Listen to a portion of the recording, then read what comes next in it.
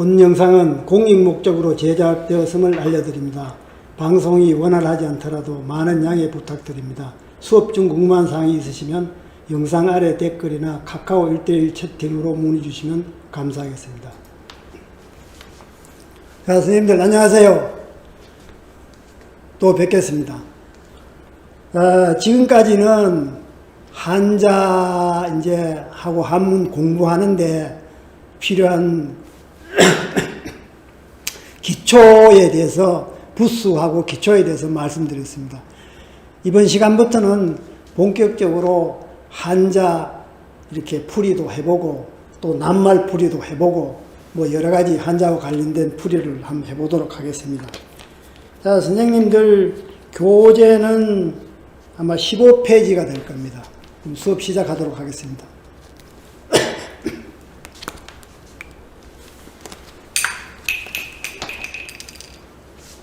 자, 아름다울 가짜입니다.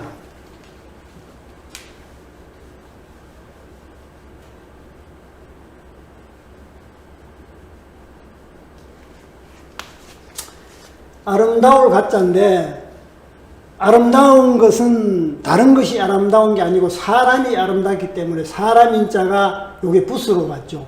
부수는 거기 뜻을 나타낸다 그랬습니다. 제가 부수 설명할 때. 그래서 부수가 중요하다고 말씀드렸습니다. 그죠? 그래서 요거는 뜻을 나타냅니다. 그 다음에 그 뒤에 오는 것이 요게, 요 글씨가 흑토자 두 개 있는 것이 요게 호올규라는 의미도 있고 서옥규라는 의미도 있습니다. 규입니다. 요것이 단순히 이제 음만 담당하는 것이 아니고 의미까지도 담당을 합니다. 그래서 부수는 뜻을 담당하고 그 나머지는 음을 담당하는 것을 이런 글씨를 뭐라 그랬습니까? 요걸 상해문자가 형성문자라 그랬죠. 그죠? 형성문자라 그랬습니다. 한자의 약 80% 이상이 형성문자로 되어 있습니다. 하나는 뜻을 담당하고 하나는 음을 담당하면서도 의미를 담당합니다. 그래서 음만 담당하는 한자도 있습니다. 자, 그러면은 우선 요 서옥구자, 홀구자부터 한번 분석을 한번 해보자고요. 요렇게 흑토자가 두 개 있죠. 그죠? 위에 있는 흑토자는 제가 중국 역사할 때 말씀드렸듯이 요거는 천자가 제우인데 제우로 봉할 때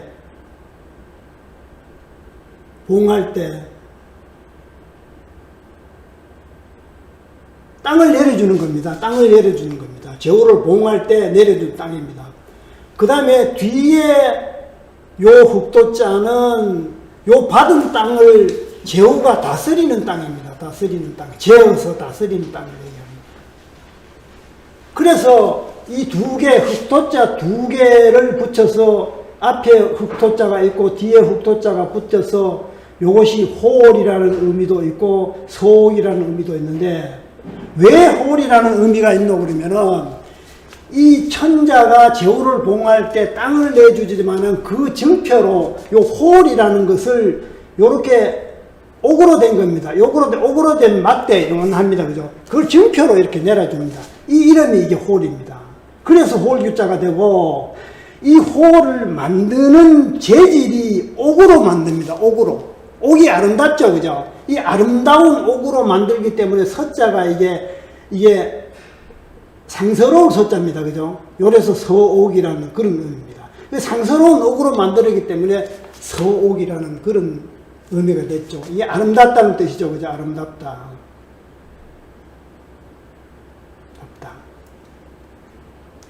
여기에다가 이제 부수 짜인 이 사람 인자가 들어오면 어때요? 사람이 어떻게 해요? 아름답습니다.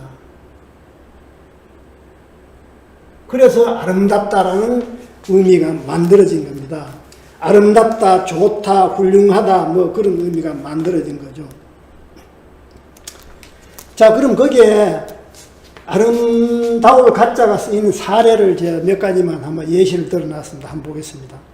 가작 그러면 뭡니까? 아름다운 작품, 우리가 뭔 출품을 했을 때 가작 있지 않습니까? 그죠? 작품이 아름답다는 뜻입니다. 가작. 그 다음 가경 그러면 경자가 경치 경자입니다. 아름다운 경치를 가경이라고 그러죠. 그죠? 아름다운 경치, 가경이라고 합니다. 그 다음에 가약입니다. 가약. 약자가 약속한다는 뜻이죠. 그래서 아름다운 약속, 좋은 약속입니다.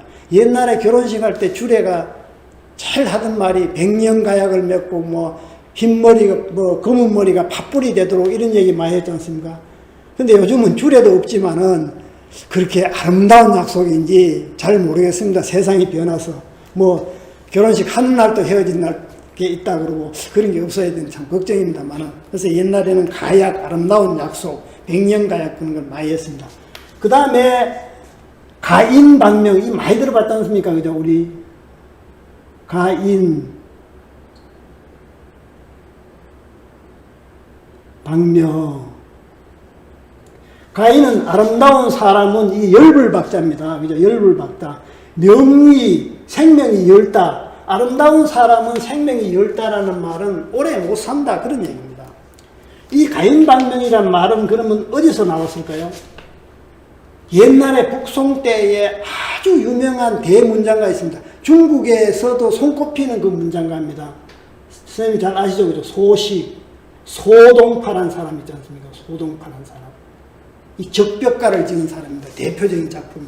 아주 그냥 명문입니다. 이 사람이 이 가인방명을 처음에 자기 시에서 이렇게 읊은 겁니다.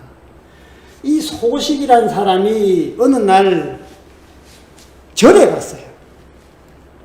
절에 가보니까 30이 조금 넘은 아주 미인인 비구니가 있더란 말입니다. 그래서 그 비구니의 미색이 하도 이쁘길래 야 30대가 된 지금도 저런데 옛날에 어렸을 때 10대는 얼마나 이뻤겠노 싶어서 그것을 보고 자기가 시를 졌습니다. 시를 졌습니다. 시를 다 설명할 수는 없고 시를 4개의 연으로 이렇게 졌는데 마지막 연에 요 4연에 나오는 구절입니다.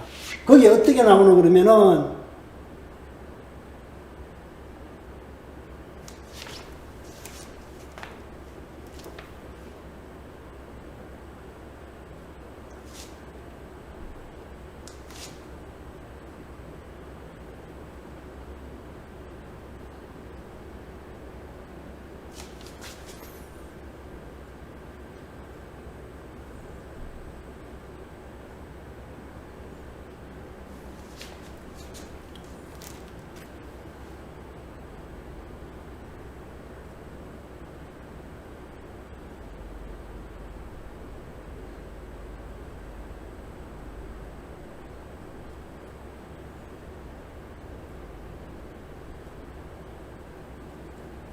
이렇게 나옵니다. 자고과인 다 명박, 폐문춘진 양화락입니다. 자자는 스스로 자자인데 뭐뭐로부터라는 의미가 있죠. 그죠?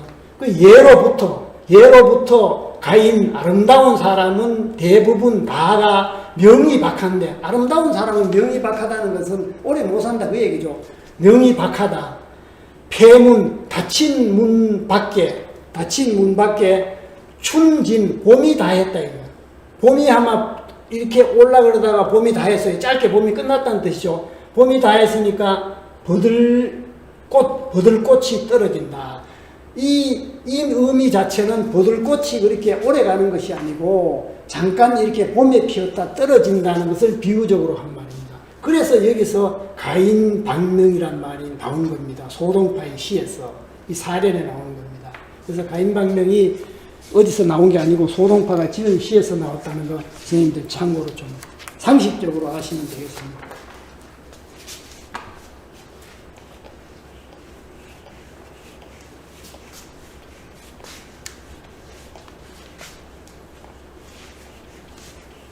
자, 그 다음 자 보겠습니다. 실언가입니다. 실언가.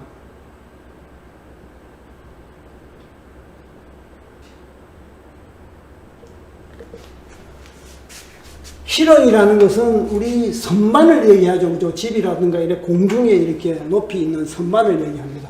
실은 그러면 요즘 애들은 잘 모릅니다. 선생님이나 저는 뭐 시골에서 실흥이라는 소리 많이 들어봤기 때문에 아마 모르는 분이 없을 겁니다만 요즘 애들은 잘 모릅니다. 그럼 실흥을 옛날에 뭐로 만들어요? 나무로 만듭니다. 요즘 아들 이제 설명하려면 이거 힘들어요. 나무로 안 만드는데요. 세멘트로 만드는 거 아닙니까? 이렇게 얘기합니다. 그죠? 참 이게 세대 차이가 만납니다. 이것이 나무로 만들기 때문에 이게 부수 겸 이게 뜻을 담당했습니다. 그 다음 뒤에 위에 나오는 게 뭡니까? 이게 더할 가짜죠. 그죠? 더할 가짜입니다. 요게 음을 담당하면서 요것도 의미가 있습니다. 자, 그럼 더할 가짜를 한번 분석 한번 해보자요. 더할 가짜 요거 힘력자죠. 그죠? 힘력자는 이거는 쟁기를 얘기한다 그랬습니다. 쟁기를 끌려면 힘이 있어야 되겠죠. 그래서 힘력자가 된 겁니다. 뒤에 요거는 여기에다가 여기 입을 얘기하죠. 그래서 이거는 무슨 의미를 하노 가면은 농사 일을 하는 사람을 요 입이잖아요. 말로, 그죠? 말로 격려하는 모습입니다. 요게 힘들게 농사 짓는 사람을 말로 이렇게 격려하는 겁니다. 말을 격려하려면 어떻게 해요? 수학이 어떻게 해요? 수학이 올라갑니까? 내려갑니까? 사람 뭐도 격려하면 춤을 춘다는데 올라가죠. 그죠? 그래서 수학이 더하다, 더해진다. 그래서 이게 더할 가짜가 된 겁니다. 더할 가짜가 된 겁니다. 여기 글자 만들어낸 거예요. 그런데 여기에 나무 목자를 더하면 어떻게 해요? 나무를 더한다는 뜻이죠. 나무, 여기는 널빤지라고 보면 됩니다. 널빤지. 나무를 더합니다. 나무를 더하면은 그게 실흥이 되지 않습니까? 그죠? 널빤지를 이렇게 올려놓고 나무에다가 더 올려놓으면 이게 실흥,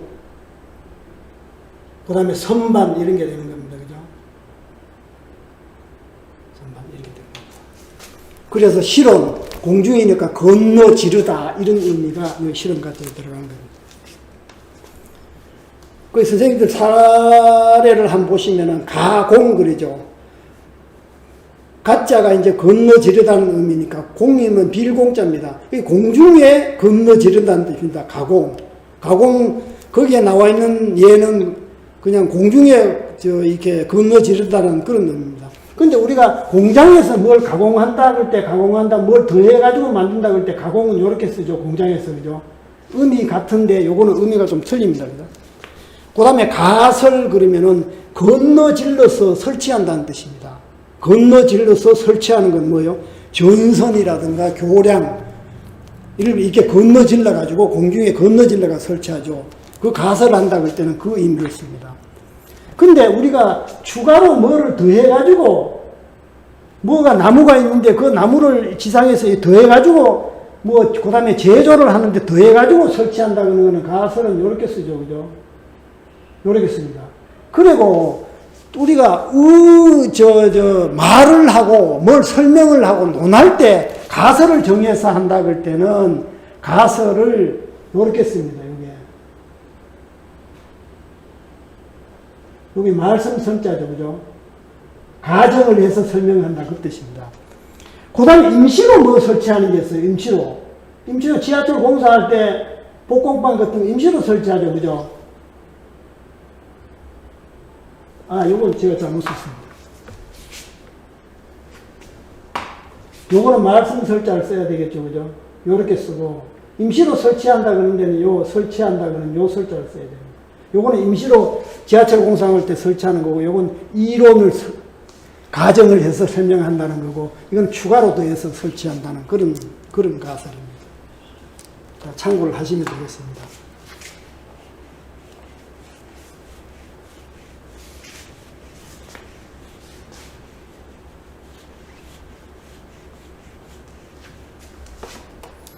그 다음에 집값 각자 보겠습니다. 집각자입니다. 집에는 문이 다 있죠. 사람이 문이 없으면 못 들어가지 않습니까? 그래서 이 문문자가 집이라는 의미로 이게 부수 겸 뜻을 담당했습니다. 그 다음에 요거는 각각 각자죠. 그죠? 각자라는 그런 의미입니다. 각각 각자입니다. 요게 음을 담당하면서 그 다음 의미가 있습니다. 그죠? 의미가 있습니다. 형성문자는 대부분 음을 담당하는 글씨가 음만 담당하는 사례도 있지만은 대부분은 어떤 의미를 좀 담당하고 있습니다. 그래서 한번 각각 각자부터 한번 분석을 한번 해볼까요?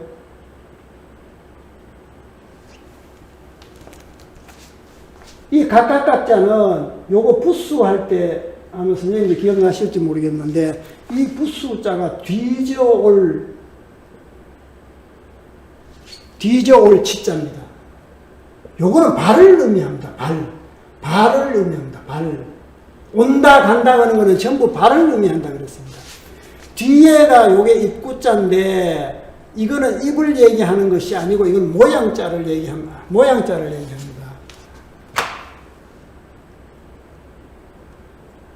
여기서는 문을 얘기합니다. 문이 매우 반듯하잖아요. 그죠?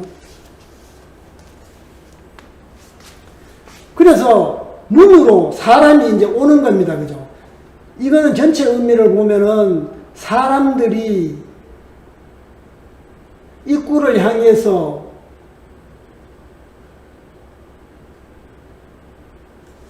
단체로 오는 게 아니고 각자가 온다는 겁니다. 각자가 온다. 그래서 이게 각각 각자가 된 겁니다. 각각이라는 의미가 들어간 겁니다. 이 글씨가 만들어진 것이 각각이라는 의미가 들어간 겁니다. 여기에다가 부수자인 이게 문문자, 집을 나타내는 문문자를 더하면 의미가 어떻게 돼요? 문을 열고 사람이 들어온다는 의미입니다. 사람이 들어온다. 문을 열고 사람이 들어오는 데가 뭐예요? 동굴이 아니고 뭐 다른 게 공장이 아니지 않습니까? 이것이 집이라면 집에다 들어온다는 뜻입니다. 그리고 이 집각자는 이게 큰 집이라는 의미가 있습니다. 큰 집. 그 다음에 궁이라는 뭐 이런 의미가 있습니다. 약간 그냥 개인 집이 아니고. 이 집이라는 글자가 이게 굉장히 이게 같은 자가 비슷한 자가 상당히 이게 많습니다. 자, 많은 대로 한번 쉬운 글씨를 한번 써볼까요? 이게 같은 의미입니다. 그죠? 요거는 뭐예요? 집단자죠. 단자입니다. 그 다음에 집우 글 때 우자. 요것도 집이라는 의미죠. 그죠? 그 다음에 집택 글 때 요것도 집이라는 의미. 많습니다. 택. 그 다음에 요것도 우주 글 때 요것도 집주자죠. 그죠? 요것도 우주 글 때 요것도 집주자입니다. 그 다음에 대표적인 우리 가옥 글 때 요게 가자도 요게 집이라는 의미. 가옥 글 때 옥자도 집이라는 뜻이죠. 그죠? 옥자도 집이라는 뜻이죠. 그 다음에 집실자도 있죠. 그죠? 집이라는 한자가 굉장히 많습니다. 그 다음에 집젖자도 있습니다. 이게 저택 글 때 쓰는 겁니다. 집젖자. 그 다음에 우리 학원 원 갈 때 이건 집 원자죠. 그죠? 원자. 다 못 쓰겠네. 밑에 딱. 그 다음에 우리 요게 지게 호자라 그러는데 부수자인데 요것도 집이라는 의미가 있다 그랬죠. 그죠? 요게 집이라는 의미가 있을 것 같습니다. 호자입니다. 그 다음에 요게 집헌자입니다. 집헌자. 헌자입니다. 요거 어떤 옛날 집 같은 데 보면 뭐 헌 그러고 이렇게 많이 요런 글씨가 많이 들어가 있습니다. 그죠? 그 다음에 우리 집관자. 이거 말고도 있습니다만 대체적으로 이 정도만 이렇게 선생님들 참고를 좀 하시면 집이라는 글자가 이렇게 많습니다.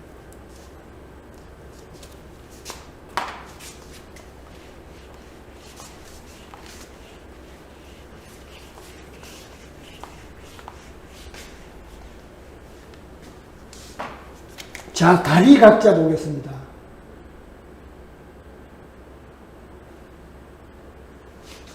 사람의 다리를 얘기하죠. 그죠? 다리. 다리각자입니다. 다리각자의 부수는 이건 달월이 아니라 그랬습니다. 달월이면은 우측에 방에 오고 변에 오는 거는 이건 육달월이라 그랬습니다. 사람 신체를 나타날 때는 다 요 부수를 씁니다. 그죠? 육달월이라 그랬습니다. 육은 요 고기 육자입니다. 그죠? 사람 신체, 사람 신체를 나타내니까 육달월이 들어간 겁니다. 그 다음에 요것이 물리칠 각자죠. 그죠? 물리치다. 물리칠 각자입니다.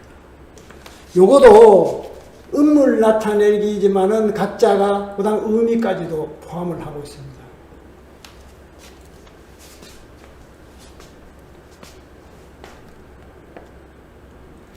자, 물리칠 각자 한번 분석해 볼까요? 요게 갈거자입니다. 그죠? 갈거. 여기에 요거는 병부절이라고 그랬죠. 병부절. 부수자입니다. 병부절인데 요거는 사람의 모습을 얘기하는 거예요. 사람이 요렇게 무릎을 이렇게 꿇어앉아 있는 모습입니다. 제가 부수할 때 뭐 얘기했는지 뭐 잘 모르겠습니다만 부수자입니다. 이 갈거자는 이게 각골문에 보면 제가 각골문 얘기를 처음 합니다. 그죠? 각골문에 보면 갈거자가 이렇게 되어 있는 것이 아니고 이게 큰 대자에다가 이래 입구자로 되어 있는 겁니다. 아까 요번에 입구자가 모양자 할 때 문으로 많이 쓴다 그랬죠. 그죠? 큰 대자는 제가 부수자 할 때도 얘기했습니다. 사람이 이렇게 팔을 이렇게 크게 벌리고 있는 모습입니다. 이건 크다는 의미도 있지만 이게 다른 거하고 섞일 때는 다 사람을 의미하는 한다는 뜻입니다. 그래서 이 물이 이렇게 들어가 있었는데 각골문에 이렇게 표시되어 있습니다. 이게 각골문에. 그러면 결국 뭐냐 그러면은 사람이 문 밖으로 나간다는 의미입니다. 그래서 이것이 가다라는 글씨가 된 겁니다. 의미가 온 겁니다. 가다, 갈거자가 된 겁니다. 그런데 여기에 이것도 사람이라고 그랬죠. 그죠? 사람이 꿇어앉은 모습이라고 그랬습니다. 여기에 이렇게 병부절을 이렇게 사람이 꿇어앉는 모습을 더하면 어떻게 해요? 사람이 물러난다는 의미입니다. 물러난다. 이것이 물리칠 각도 있고 물러나는 의미도 있습니다. 그래서 이 글자가 이렇게 만들어진 겁니다. 그러면 여기에 이제 다시 이 글씨에다가 다시 사람의 신체를 나타내는 육달월이 들어가면 어떻게 돼요? 육달월이 이렇게 플러스 되면 어떻게 해요? 여기서는 여기에 사람이 이렇게 무릎을 꿇고 있는 모습입니다. 여기에 사람이 무릎을 꿇고 있는 모습을 이렇게 땡겨본 겁니다. 그 사람이 무릎을 꿇고 있으면 뭐가 이렇게 제일 나타나요? 종아리가 나타나죠. 그죠? 그래서 종아리라는 의미입니다. 종아리. 그래서 의미가 확대돼가지고 종아리가 다리까지 다 포함해서 다리 각자가 만들어진 겁니다. 다 이렇게 되어진 게. 자, 그 사례를 한번 보겠습니다. 각광 그러면은 찬란히 빛난다는 뜻이죠. 근데 각광이 왜 찬란하게 빛난다는 뜻이에요? 다리에 빛이 난다는 그런 의미지 않습니까? 각광이, 그죠? 근데 각광이라는 것은 무대에 아주 주연 배우가 무대에서 공연을 하면은 뒤에서 조명을 비춰줄 때 위로는 못 비춰주잖아요. 눈이 이렇게 발색이기 때문에 위로는 못 비춰줍니다. 그러면 그 사람의 저걸 나타내기 위해서 다리 쪽으로 이렇게 비춰줍니다. 그래서 그 사람이 이렇게 드러나도록 한 겁니다. 그것이 바로 각광입니다. 다리에 비춘다는 그런 뜻입니다. 각광이. 그래서 다리에 비춰서 찬란하게 그 사람이 드러나도록 한다. 이런 뜻입니다. 그 다음에 강력은 뭡니까? 강력은 다리의 힘이죠. 힘력자입니까? 다리의 힘입니다. 입각입니다. 입각은 각자가 다리가 되지만 다리는 모든 것의 그 토대가 되고 근본이 되는 겁니다. 그래서 입각이라는 것은 어떤 근본, 근거를 두고서 입장에 선다는 것을 입각이라고 그러죠. 물론 장관이 되는 것도 입각입니다만 그건 한자가 좀 틀립니다. 여기에 입각이라는 것은 어떤 근거, 각자가 근거란 뜻입니다. 근거를 두어서 입장에 선다는 것입니다. 각본이라는 것은 여기서 각본의 각은 거기 말하는 토대, 다리가 원래 토대 아닙니까? 그죠? 토대와 본자는 근본을 얘기합니다. 근본과 토대가 되는 글, 연극에서 그것을 각본이라고 그러죠. 그죠?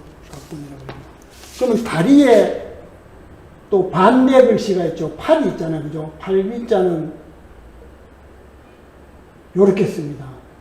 여기도 육달엘이 들어가야 안 들어가요? 들어갑니다. 이건 달월이 아닙니다. 그죠? 사람의 신체를 나타내는 이게 팔비자입니다. 팔비자입니다. 참고로 해주시면 되겠습니다.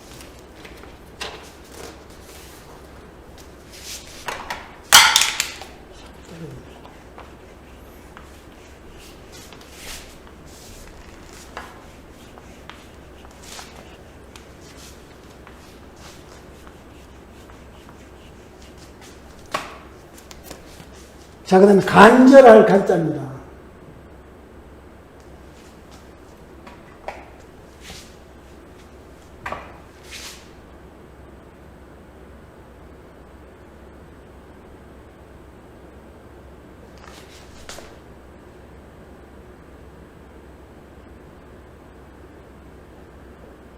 간절하다는 건 뭐가 간절해요? 사람 마음이 간절하다는 거죠. 형체가 있는 게 아니에요. 사람 마음이 간절하기 때문에 마음 신자가 부수겸 이게 뜻을 담당했습니다. 위에 있는 게 마음 신자 위에 있는 거 그 자체도 이게 간절하다는 할 간자입니다. 이게 간절할 간자입니다.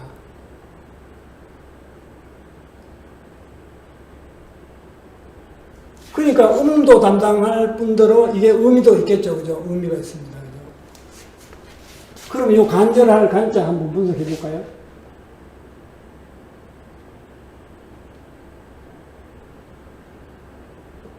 요게 부수자입니다. 요게 벌레치자입니다. 요게 벌레치. 치자입니다. 부수자입니다. 요거는 사나운 짐승을 얘기합니다. 고양이과, 호랑이라든가 고양이과의 이과 짐승을 얘기하는 겁니다. 짐승. 뒤에 요것은 이게 괴 이름 간이라고 합니다. 뭐 이것도 뜻이 많습니다만 대표적으로 괴 이름 간입니다. 이게 또 가난하다는 의미가 있습니다. 가난하다.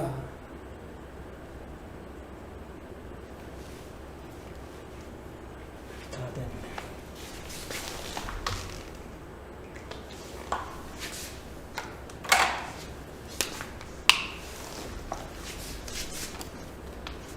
그래서 이 전체적으로 보면은 이 의미가 천민이, 가난한 사람이 천민이죠. 그죠? 천민이 사나운 짐승 앞에서 이렇게 웅크려 있는 모습입니다.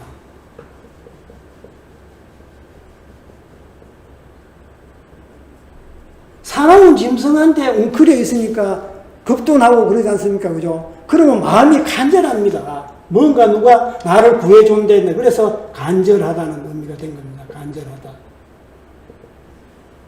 간절하다. 여기에 마음 신자가 더 들어가면 어떻게 됩니까? 뭐로 마음 신자가 이렇게 플러스가 되면은 마음이 더욱 간절하다는 뜻입니다. 이거 더욱 간절하다는 의미를 넣기 때문에 마음 신자를 넣은 겁니다. 더욱 간절하다. 그래서 간절할 간자가 만들어진 겁니다. 간절하다. 그 다음에 정성스럽다. 마음을 다 쓰니까 정성스럽다. 그런 의미까지 들어간 겁니다. 자, 그 사례를 보시면은 간청 그러면은 간절하게 뭐를 청하는 거죠. 누구인데 내가 부탁을 하고 할 때 간청을 한다 그러지 않습니까? 그죠? 그 다음에 간절하다 그럴 때 절자가 끊을 절자인데 절자에 이 정성스럽다 그런 의미가 있습니다. 그래서 간절하게 정성스럽다. 다 간절하다는 의미죠. 그죠? 간담회 그러면은 정성스럽게 말을 나눈다는 뜻이죠. 정성스럽게 마음 터놓고 회의를 하는 것이 간담회입니다. 그 다음에 간구는 구자가 구한다는 구자죠. 그래서 간절히 구하는 것을 간구한다. 그런 뜻입니다. 그 다음에 줄기 간자 보겠습니다.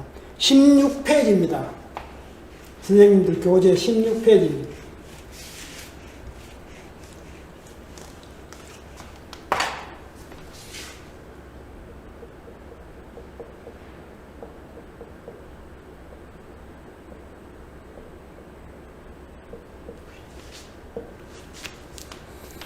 줄기 관자인데 요게 부수가 요게 요렇게 요게 방패 관자죠. 그죠? 부수가 방패 관자인데 줄기하고 사실은 관계가 없잖아요. 그죠? 방패 관자가. 근데 이 방패 관자가 부수로 쓰일 때는 실제로는 방패라는 의미가 아니고 이게 모양자로 쓰입니다. 모양자. 아까 이 꾸자가 뭐 문으로 모양자로 쓰이듯이 대체적으로 모양자로 많이 쓰입니다. 원래 이게 방패간자는 무슨 의미냐 그러면은 이 전쟁할 때 전쟁할 성 같은데 그 앞에 적이 못 쳐도록 이렇게 나무를 세워놓는 그 방패를 얘기하는 겁니다. 이 방패가 그 방패를 얘기하는데 이제 부수로 쓸 때는 대부분 모양자를 씁니다. 여기서도 이게 모양자로 사용이 됩니다. 줄기를 어떻게 지지하는 지지대 모양자로 그건 좀 이따 설명을 드릴 겁니다. 그래서 방패간자가 부수겸 이게 뜻을 담당했습니다.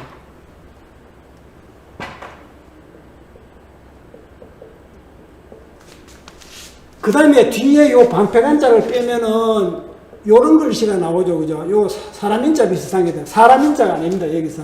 이거는 햇살, 빛날, 간자입니다. 간자니까 당연히 요것도 음을 담당했죠. 그 다음에 의미도 있습니다.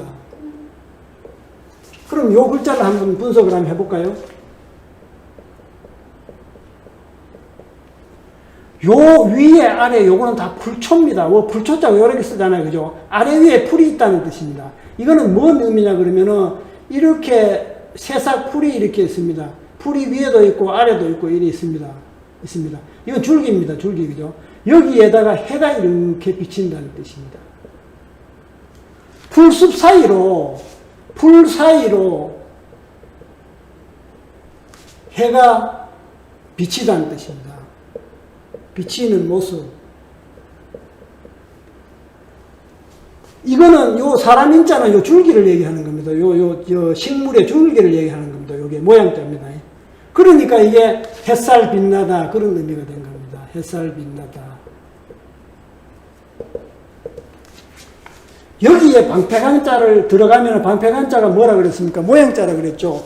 이게 가지라든가 이런 줄기가 있는 토마토라든가 이런 거는 줄기가 햇살이 비쳐서 커지면은 줄기가 그냥 놔두면 땅으로 다 쳐지지 않습니까? 뭐 지지대를 이렇게 해줘야 됩니다. 이 방패간자가 지지대 모양을 하는 겁니다. 줄기를 이렇게 받쳐주는 지지대 모양을 한 겁니다. 그래서 지지대 모양을 한다는 뜻은 이게 받침대가 받침이 되는 중요한 거죠. 그죠? 지지대. 지지대가 없으면 안 됩니다. 중요한 역할을 합니다. 그래서 중요한 역할이니까 이것이 의미가 확대돼서 이거 근본이다. 줄기라는 것도 잎에 비하면 굉장히 이거 기본이 되는 겁니다. 줄기다. 이런 의미가 들어간 겁니다. 줄기, 근본, 용무 이런 뜻이 나온 겁니다. 자, 사례를 한번 보겠습니다. 간부 그러면은 부자는 떼부자 부수할 때 얘기를 했죠. 그죠? 우두머리가 되는 때 사람들이라는 뜻입니다. 간부. 회사의 간부사원 얘기하지 않습니까? 그죠? 그 다음에 간선 그러면은 근본이 되는 선, 간선도로. 아주 새끼를 얘기하는 게 아니고 도로 중에 근본 되는 도로를 간선도로 그죠? 근간 그러면 근자는 뿌리 근자입니다. 뿌리와 줄기. 그 중심이 된다는 뜻이죠. 그죠? 근간이라는 건 중심이 되는 걸 얘기하는 겁니다. 그 다음에 주간 그러면은 간자가 여기에서 일이라는 거, 일을 처리한다는 의미입니다. 일을 주장하여 처리한다는 것이 간자입니다. 그리고 아까 그 간부 얘기할 때 간부를 요렇게 의미 갔는데 요렇게 간부라고 쓰면은 이게 뭔 뜻이에요? 간통한 남자가 간부를 이렇게 쓰죠. 그죠? 그 다음에 주간 그런데 낮 사이 주간은 이렇게 쓰죠. 그죠? 낮 사이 주간 일을 한다 그럴 때 주간은 이렇게 씁니다. 낮 주자 이렇게 쓰죠. 그 다음에 일주일 동안 주간은 이렇게 써야 되겠죠. 그죠? 주간. 음은 같은데 이게 내용이 틀리는 거 있잖아요. 이런 걸 제가 나올 때마다 수시로 참고로 선생님한테 아마 가르쳐 드릴 겁니다. 자, 줄기간자는 이 정도로 하고,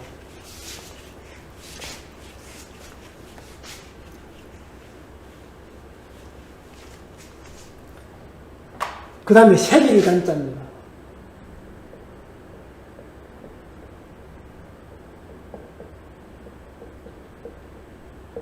색인데 뭐로 새겨요? 칼로 새겨야 되는 겁니다. 그래서 칼도자가 부수겸 뜻을 담당했습니다. 이게 칼의 모양입니다. 이제 상형자입니다.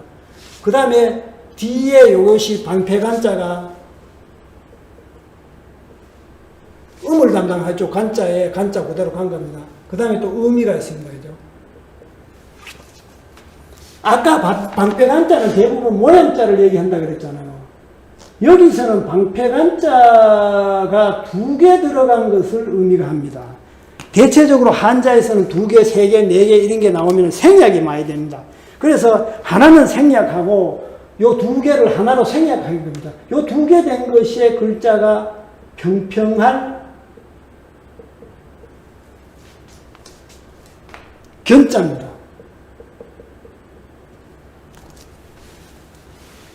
이 평평한 견자는 요게 다 장대 모양입니다. 장대를 이렇게 2개 이렇게 세워서, 장대를 2개 세워서 이렇게 키를 맞추면 위가 평평하게 되지 않습니까? 뭐를 올려놓으면 그거를 의미한 겁니다. 그래서 이게 평평할 견자가 된 겁니다.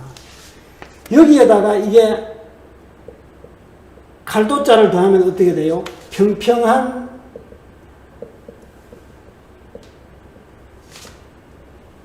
나무에 글씨를 새긴다는 뜻입니다. 평평한 나무에 글씨를 새겨야 되겠죠. 그죠? 평평 안 한 나무에 글씨를 새길 수가 없습니다. 그래서 새길 간자가 된 겁니다. 자, 거기 보시면은 간, 각, 2개 다 새긴다는 의미입니다.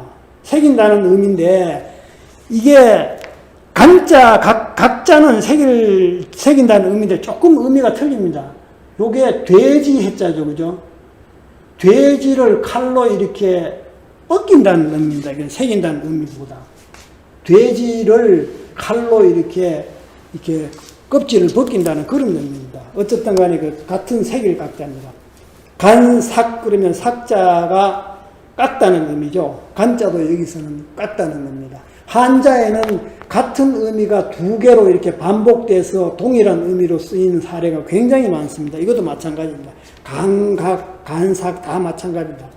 발행 그러면은 펴서 발행한다는 뜻이죠. 간자가 이게 발행한다는 의미가 있기 때문에. 왜 발행한다는 의미가 있어요? 나무에 글자를 새기면 그걸 다시 종이로 이렇게 여러 개 발행을 하지 않습니까? 그래서 이게 발행하는 의미가 들어간 겁니다. 그 다음에 폐간, 그런 발행하는 것을 폐한다는, 중단한다는 그런 얘기죠.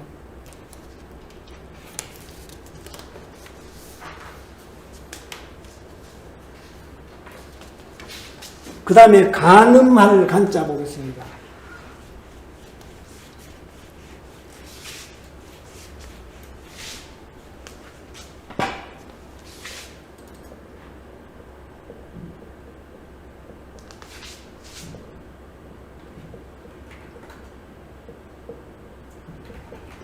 간음할 간자는 어디가 봐도 음을 담당하는 글자가 없습니다. 다 의미만 들어가는 거예요. 그래서 이런 것을 무슨 글자라 그래요? 기억 안 나세요? 이걸 회의문자라 그러죠. 그죠? 회의문자. 회의문자라 그랬습니다. 여자가 3사람이 모이면은 간음한다. 아주 안 좋은, 여자가 모이면 안 좋다는 그런 글자가 옛날에는 굉장히 많습니다. 그래서 여자라는 글자 3개를 모아서 간음할 갈자를 모였습니다. 다 모였는데 뭘 모였어요? 음을 담당하는 게 뜻이 모였다는 뜻입니다.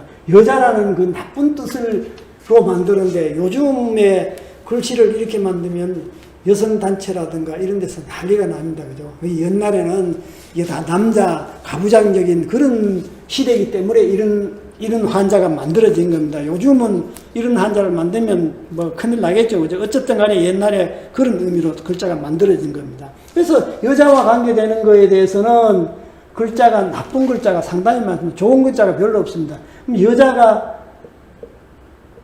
두 개 이렇게 모이면 이 글자는 뭐예요? 이게 시끄러울 난자가 되는 겁니다. 이것도 좋은 의미는 아니잖아요. 그죠? 시끄러울 난자입니다. 그 다음에 뭐 한 두 개만 더 들어보겠습니다. 여자가 들어갔죠. 그죠? 이 망령될 망자죠. 그죠? 망령될 망자입니다. 그 다음에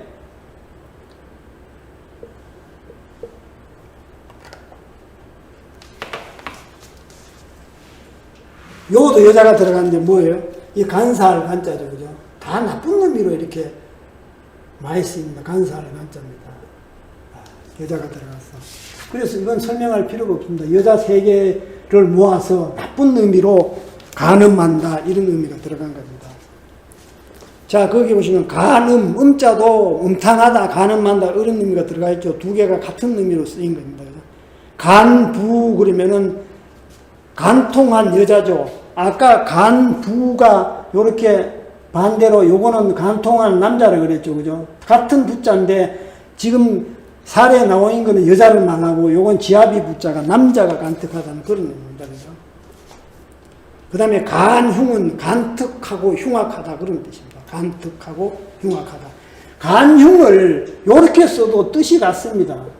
아까 요게 간사할 간자라 그랬죠. 그죠? 간흉을 요렇게 써도 지금 사례에 나온 글씨하고 뜻이 같습니다. 음마 조금 더.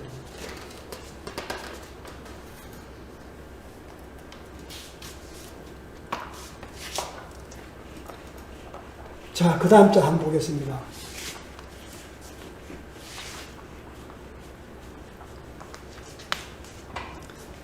목마를 갈자입니다.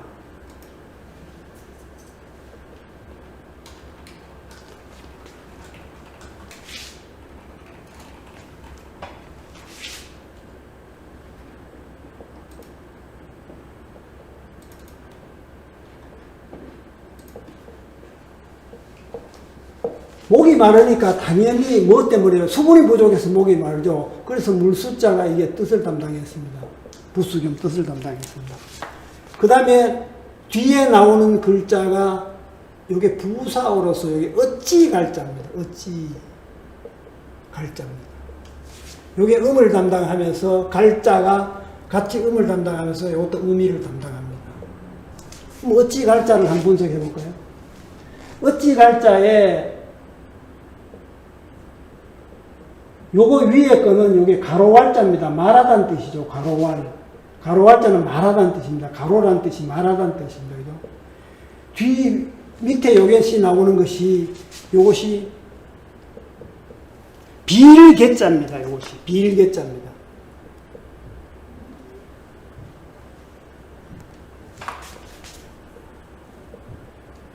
사람인데 뭘 잘못하든지 뭐 하든지 해서 빈다는 그런 뜻입니다. 그래, 두 개를 해보면은, 빌듯이 말하다는 뜻이거든요. 뭐가 잘못했겠죠, 그죠? 빌듯이 말하다. 원래 이런 의미입니다. 빌듯이 말하다는 의미인데, 한자에서 어찌라든가 이런 부사어는 원래의 의미가 아닙니다. 대부분 다 부사어는 가차가 돼가지고, 그냥 글씨, 기존에 나왔던 글씨를 그냥 인용해서 써먹습니다. 이것도 마찬가지입니다. 이 글씨 자체가 이게 어찌라는 것은 원래 의미는 빌듯이 말하다는데 이것이 가차가 돼가지고 부사어의 어찌라는 의미를 준 겁니다. 원래 의미는 빌듯이 말하다 그런 의미입니다. 근데 이 목마를 갈자에 이게 어찌 갈자는 이거는 모양자 역할을 합니다. 모양자. 무슨 모양자를 역할을 하면은 이게 갈라진 혓바닥 모양자 역할을 합니다. 혓바닥. 그래서 이게 근문에 보면은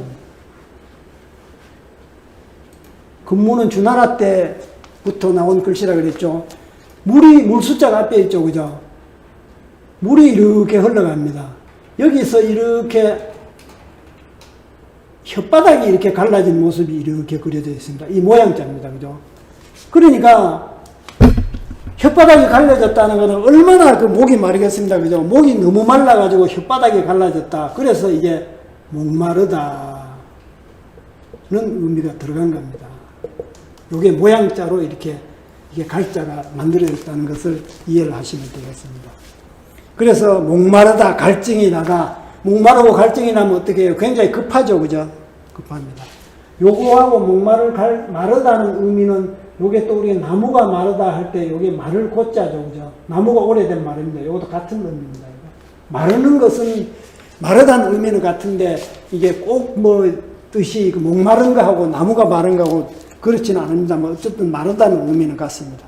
자, 사례를 한번 보겠습니다. 갈증 그러면은 목마르는 증세를 얘기하는 겁니다. 그죠? 목마르는 증세, 증자가 증세 증자입니다. 해갈이라는 것은 갈증이 나는데 갈증이 해소됐다는 뜻이죠. 해갈됐다. 갈망 그러면은 목마른 사람이 바란다는 뜻이죠. 목마른 사람이 바라듯이 간절히 바라다. 간절히 바라는 것이 목마르는 것보다 더 이렇게 간절한 건 없습니다. 그래서 갈망은 목마른 사람이 이렇게 바라듯이 간절하다는 그런 뜻이죠. 고갈 그러면은 아까 얘기했죠. 고자도 마르다는 뜻이죠. 요것도 마르다입니다. 고갈 그러면은 완전히 다 말라붙는다는 그런 얘기입니다. 완전히 다가 가뭄이 되면 완전히 다 마르는 건 좋은데 요즘은 인성도 이렇게 다 말라가지고 참 사회가 굉장히 좀 이게 각박해졌습니다. 그죠? 자, 오늘은 한 자만 더 하고 마치도록 하겠습니다. 마지막으로.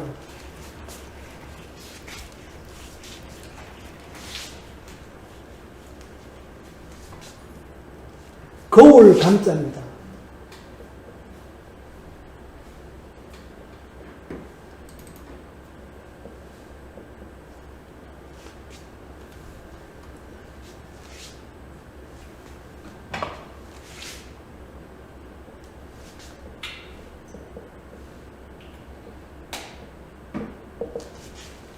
거울은 뭐로 만들어요? 금속으로 만들죠. 옛날에는 금속 거울이 없었기 때문에 전부 금속으로 만듭니다. 어떤 유리라든가 어떤 금속으로 만드는 겁니다. 그래서 세금자가 부수겸 뜻을 담당합니다. 그 다음에 뒤에가 이것이 볼감자죠. 그죠? 볼감자입니다. 뭐를 본다는 뜻입니다. 그죠? 볼감자인데. 이것도 은을 담당했죠. 감자 같은 놈이죠. 그 다음에 의미가 또 있습니다. 그럼 볼감자를 한번 분석해 볼까요?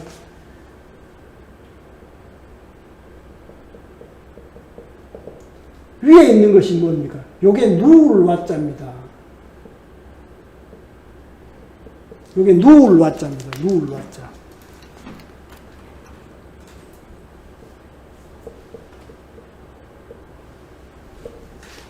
요게 사실은 요게 사람이 요렇게 들어간 겁니다. 누울 와자입니다. 그러면은 요것도 분석을 해봐야 되겠죠. 요거는 신하 신자는 눈을 얘기합니다. 부수자입니다. 그죠? 신하 신자는 눈을 얘기합니다. 요렇게 눈이 있는데 눈이 이렇게 아래로 이렇게 향하는 모습입니다. 눈을 이렇게 위로 보지 말라고 아래로 향하는 모습입니다. 왜냐 그러면은 높은 사람이 있기 때문에 감히 눈을 위로 뜰 수가 없습니다. 그래서 바닥을 이렇게 보고 있는 겁니다. 그래서 높은 사람에 대한 의미로 여기 신하라는 의미가 있습니다. 그죠? 신하 신자입니다. 여기에 사람인자는 사람이 이렇게 구부려 있는 모습입니다. 그래서 이것은 사람이 구부려서 누우려는 모습입니다.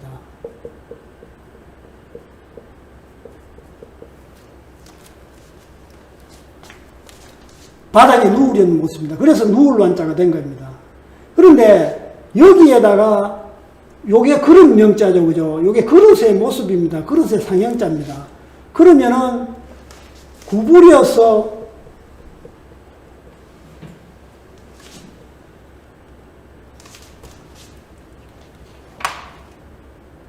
그릇을 본다는 뜻입니다. 그릇에는 뭐가 담겨 있어요? 물이 담겨 있습니다. 소위 말하면은 물거울을 얘기하는 겁니다. 옛날에 거울이 많이 없을 때는 사람들이 거기 세숫대야 같은데 물을 이렇게 보고 자기 모습을 비춰봤지 않습니까? 그죠? 이게 물거울이라 그러는데, 그래서 구부려가지고 이 그릇에 담긴 물을 보고 있는 모습, 자기 모습을 이렇게 보려면 구부려야 되지 않습니까? 그죠? 그래서 이게 볼감자가 된 겁니다. 물거울을 이게 본다는 의미입니다. 그죠? 본다. 그래서 이게 볼감자가 된 겁니다. 그런데 시대가 발달하니까 물거울이 아니고 직접 광물을 캐서 만드는 이게 금속 거울이 나왔죠. 그죠?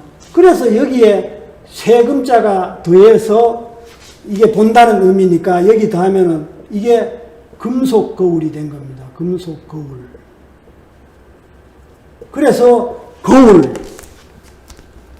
살펴본다, 분별하는 능력, 본보기 뭐 이런 의미가 이 만들어진 글자입니다. 거울 감자가. 거울을 보니까 본보기가 되고 분별을 할 수 있는 능력이 그대로 거짓말을 못하지 않습니까? 거울은. 그죠? 그래서 그 물자가 된 겁니다.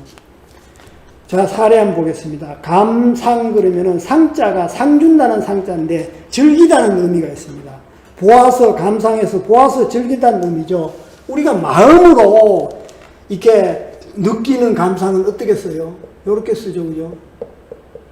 감상, 생각상자, 느낄 감자에 생각상자 이렇게 씁니다. 그 다음에 감정 그러면은 보아가지고 분별해서 값을 정한다는 뜻이죠. 고물 뭐 감정한다 그럴 때 그 감정이다. 그죠? 근데 우리가 느끼는 감정, 마음의 감정은 어떻게 써요?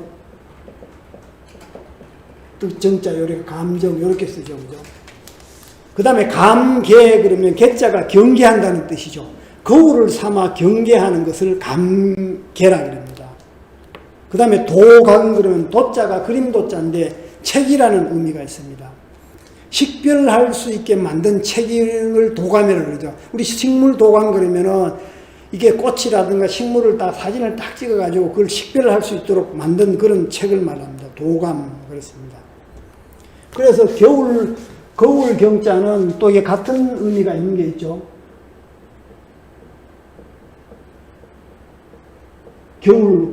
거울 경자입니다. 요거는 거울 감자고, 요게 같은 의미입니다. 그죠? 유의자입니다. 자, 오늘은 여기까지 하고, 긴 시간 선생님들 들어주시느라고 수고 많이 하셨습니다. 또 다음 시간에 뵙도록 하겠습니다. 건강관리 잘 하시기 바랍니다. 고맙습니다.